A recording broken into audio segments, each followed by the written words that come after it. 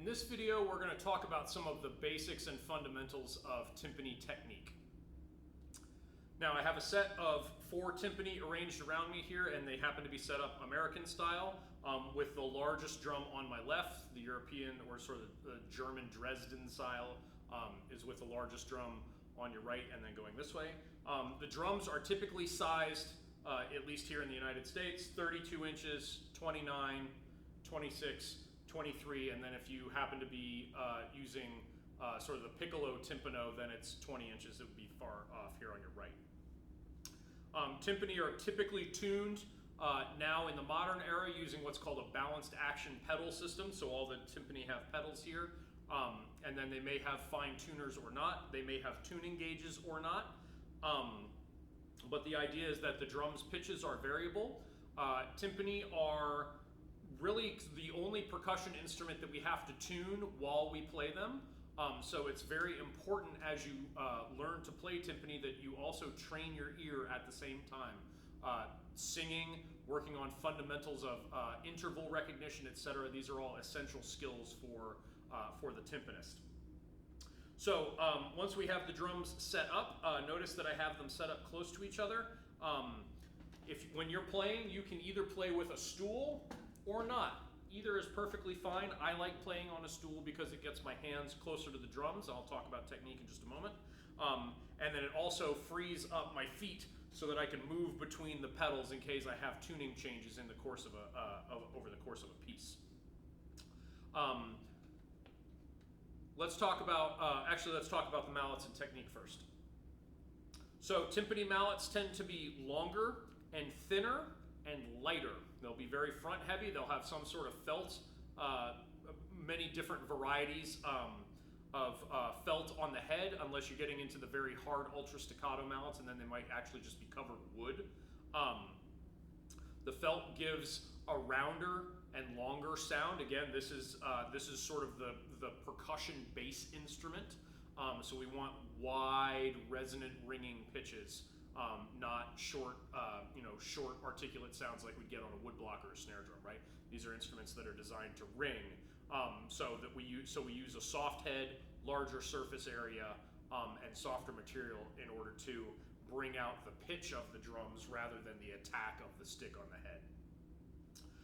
There are a number of different techniques for playing timpani. I'll just quickly gloss over 3 of them.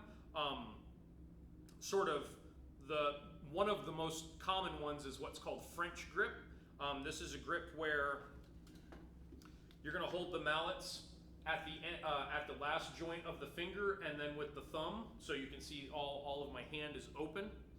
And then the mallet rotates around the thumb, around the pad of the thumb, using the motion of the back 2 fingers. There's a specific reason why this technique is popular. I'll talk about it in just a minute. So if I was presenting myself to a drum, French grip looks like this. Both mallets are parallel coming from the center of the body, and more or less play parallel on the drum head, and we'll talk about an exception to that later. The technique is very light, and it's very, I'll call it upward, an upward technique. The most important thing about playing timpani is to not beat the sound into the drums. You want to draw the sound out of the drum. So I always tell students, think about playing timpani to the ceiling. Don't play to the floor. And French grip helps draw the sound out of the drums so that they have their maximum resonance rather than beating the sound into the drums. All right, so French grip looks like this. We'll talk about the stroke in just a second. If you're going to use German grip, that's essentially your normal snare drum grip with your hands all the way parallel to the floor. Right, and so it would look like this. It would kind of look just like your normal snare drum grip.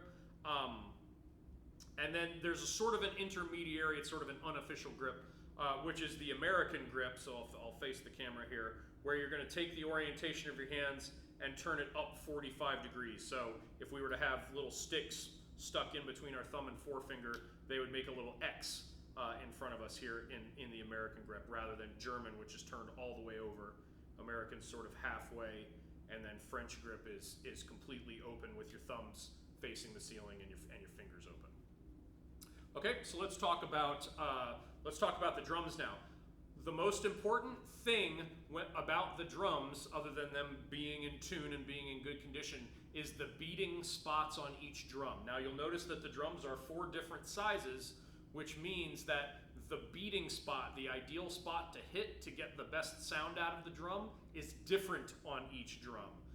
The general rule of thumb is 1/3 of the way in from the rim to the center. So it's not a uniform 4 inches, say, because 4 inches over on this drum, actually I'll demonstrate in just a second. Basically 1/3 of the way into the head. If you strike too close to the center of the drum, you get a dead flat sound because the drum has no resonance. If you get too close to the edge, you don't get the pitch of the drum because you're muting all of the lower overtones and you're emphasizing the highs. So what I'll do here is I'll start in the normal playing zone on this drum, and then I'll move into the center and move out to the edge so you can hear the difference in the sound, right? So here's the ideal playing spot, 1/3 of the way in. Okay, now I'll gradually move into the center and out to the edge and back.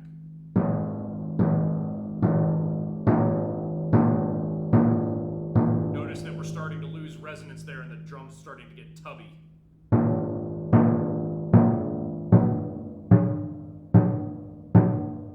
Alright, now we have none of the resonance.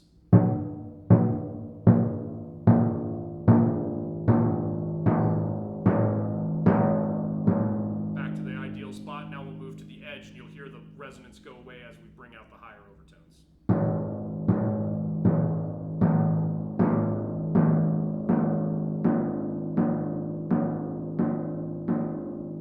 Right, so the sound is very thin there, and then back into the ideal spot.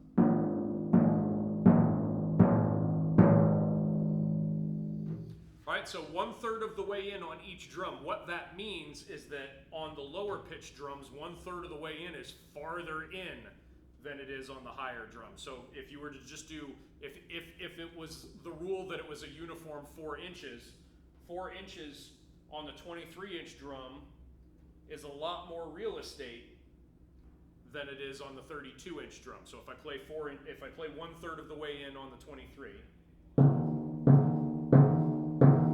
and then keep that distance on the 32, it's a pretty thin sound for the 32. Or to do the opposite, I'll play in the right spot on the 32 and then move it up to the 23, and you'll hear how tubby the sound gets, right? So here's 1/3.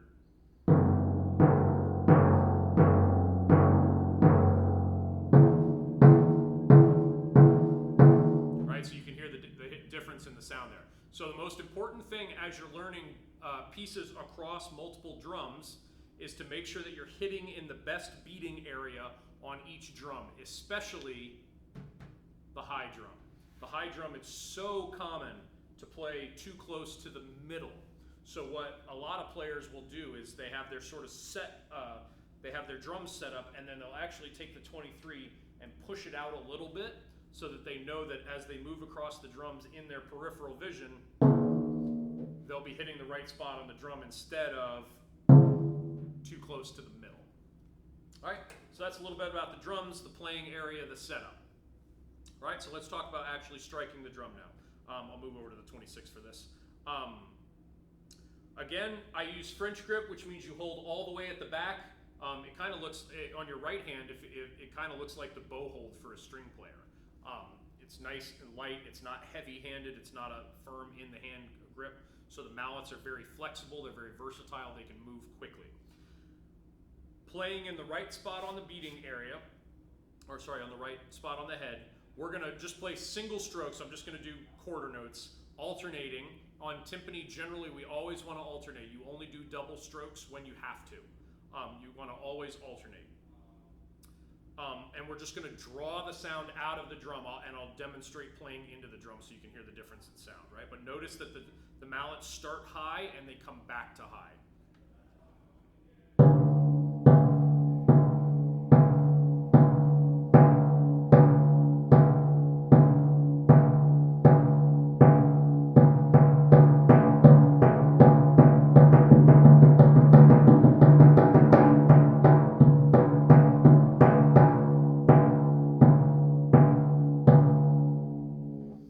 So I'm drawing the sound out of the drum again. Think about playing to the ceiling.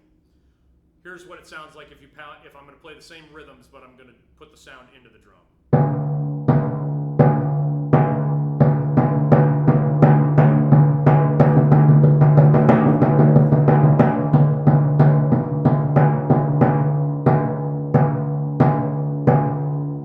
So hopefully you can hear how much harsher that sound is. It's a pretty ugly sound right on top of the drums. I hope that's translating out there on the recording as well.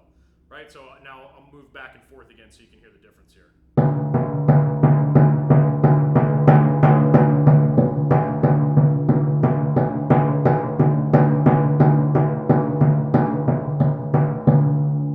Right here on the drums, it's a much different sound when you change the technique. The drum opens up, it resonates more, has a warmer attack, much more pleasing to the ear. Okay, so that's the basic stroke.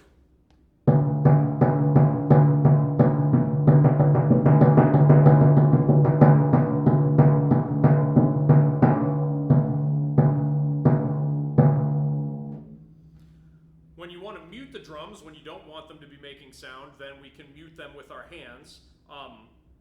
What you want to do is you want to mute the drum where you struck the drum. There's some debate. There's some different types of or different approaches to muffling. My opinion and the way that I play is if I strike the drum somewhere, that's where it's vibrating the most. So that's where I'm going to stop the vibrations. And so what you want to make sure you do, unless you're trying to feather, where you're trying to get sort of a nice end to the note, and I'll demonstrate that in just a second. You want to put your whole hand down. You want surface area and mass so that the drum stops ringing when you want it to stop ringing, right? So if I'm playing a quarter note,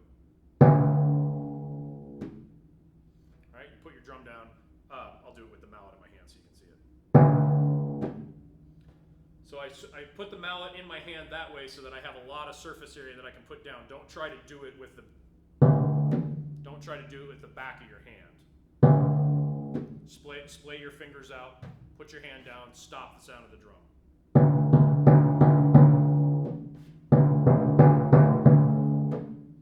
Right? If you don't put your hand down enough, what you'll get is an after ring where the drums are still ringing a little bit. You didn't mute them all the way.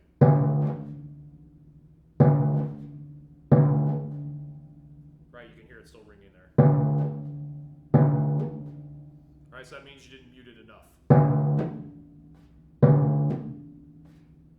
And the other drums are ringing sympathetically a little bit as well. The exception to that is if you're trying to feather a note, so you're trying to give it a nice well-shaped end. So instead of just stopping the note,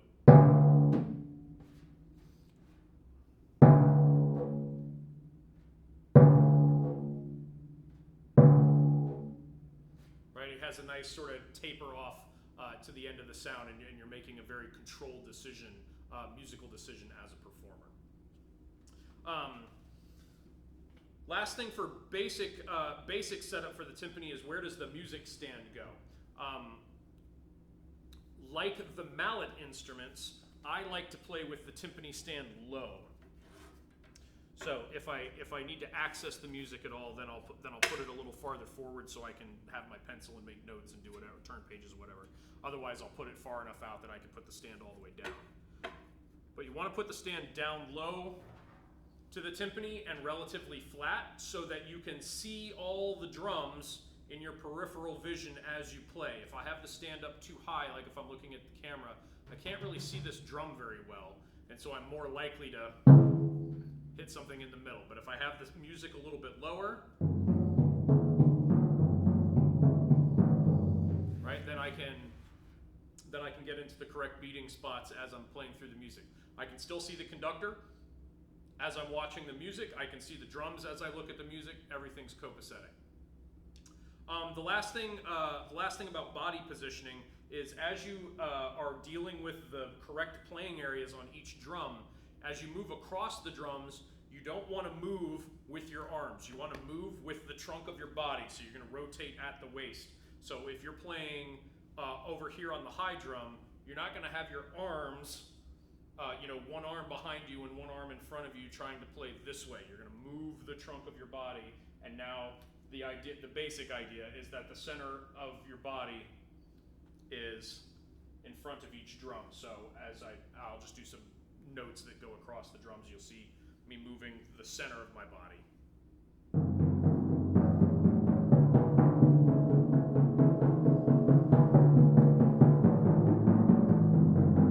Right, instead of trying to do right where I'm doing all the movement with my arms.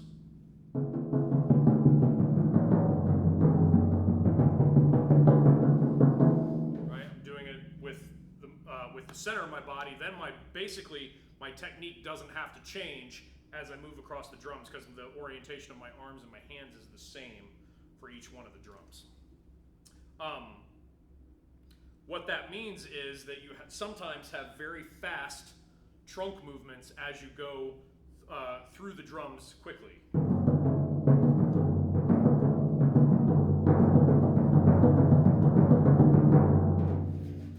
To stay on the correct beating spot, otherwise you're gonna start flailing and hitting bad spots on the drum. Couple of additional techniques. Let's start talking about ornaments, working all the way up to rolls. When we play flams on timpani, flams are always more open than they are on snare drums. So I'll flip over so you can hear. So on a snare drum flam, on timpani that's always going to be more open, so that you can hear the articulation of both notes. If you have a rough or a drag, 3-stroke, 4-stroke, whatever it is, these are always singled. You never play double-stroke drags on timpani like you do on snare drum. Always singled. Right, left, right is generally what I would do. Obviously, you can also do left, right, left. With the mallets now.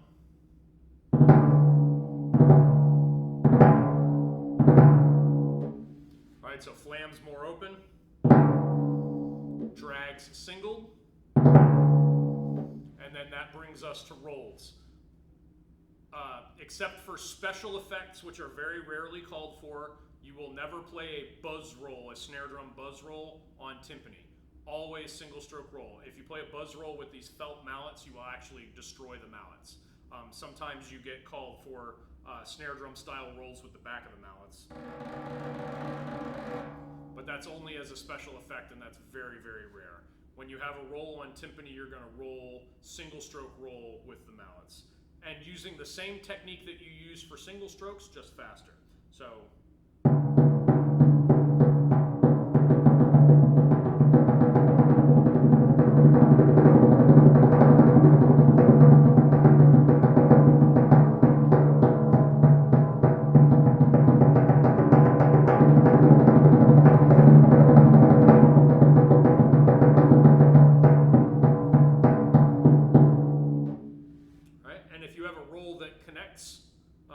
with a slur or a tie to the ending note, then you'll do that just like you do on snare drum. And if it's on a different drum, then you'll obviously move to the other drum, right? So I'll do a roll here, and here, and here.